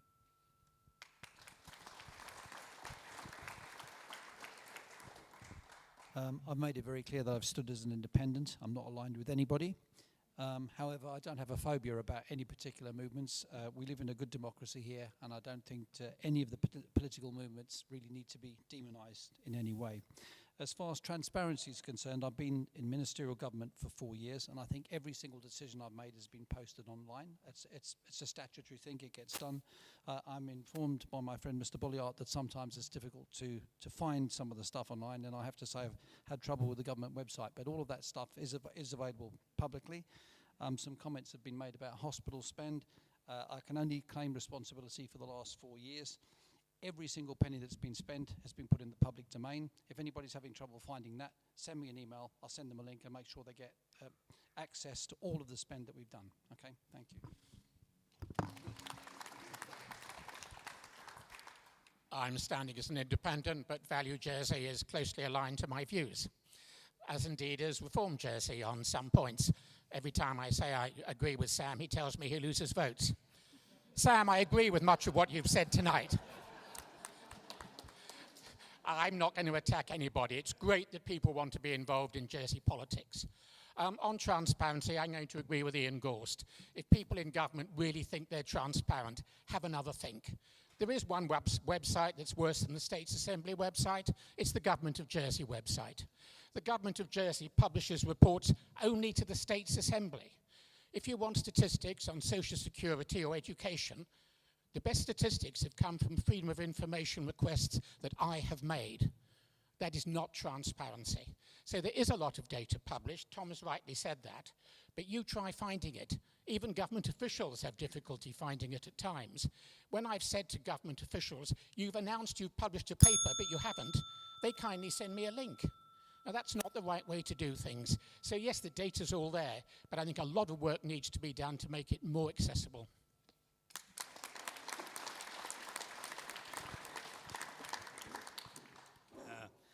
I'm independent. I have no links with any other organisation. I should say that I welcome candidates here and across the parishes, whatever their political persuasion, and you, the people, will decide the outcome of that. But it needs to be transparent. We don't need smoke and mirrors, and unfortunately some of this has been a bit of a diversion. That is my value jersey. I published that. The figures I hooked out because I don't think we were getting value for money, and it's got nothing to do with any organisation. It's my own work taken from official documents. Regarding transparency, I think there's a massive disconnect between the people and the politics, and we need a lot of work, and I'm prepared to do some of that to make that connection. And I don't think, I know what Thomas just said, and Mark has criticised it to an extent, but I don't think ministerial government has helped when decisions are made behind closed doors. There should be more transparency, and if there is consultation, it should be realistic and not tokenistic. Thank you. Wow, it's just gone 9 o'clock. Thank you to all the candidates for being absolutely perfect at your timekeeping. Thank you to all for all your questions. Afraid time is now up. Thanks to Emelita for passing around the microphone, and to our broadcast partners, 3CI at the back there. If you would like to get in touch with the candidates, you can speak to them after this, obviously, but you will find their contact details on the vote.je website. If you've applied for a postal vote, don't forget to get it back in. It's got to be received by the judicial grefg by 12 noon on Sunday the 7th. Election day is, of course, Sunday the 7th. Polling stations are open from 8 a.m. to 8 p.m. Make sure you bring photographic ID and know your designated polling station. There is automatic voter registration this year, so you should be registered. But if you have any queries, you can either go to the vote.je website, where on the homepage there is an ability to check that electronically, or you can ask your parish. And just a reminder, the final Senatorial Hustings, and in fact the final official Hustings event for this year, is for St Helier residents and is taking place on Wednesday the 3rd of June at the Radisson Blu waterfront. We'll have a British Sign Language interpreter attending. In the meantime, though, if you've got any further information, just go along to vote.je, where you'll see all the candidate manifestos as well. Thank you very much, and thank you to all the candidates. Thank you. Just before people leave, it's customary for one of the candidates to thank the organisation for this evening. So we'd just like to thank St Peter's Youth and Community Centre for hosting us, to the tech crew, particularly to Gwyn for keeping us all in order, to fellow candidates, and of course to you, the audience here and at home, and we wish you a very pleasant and safe evening.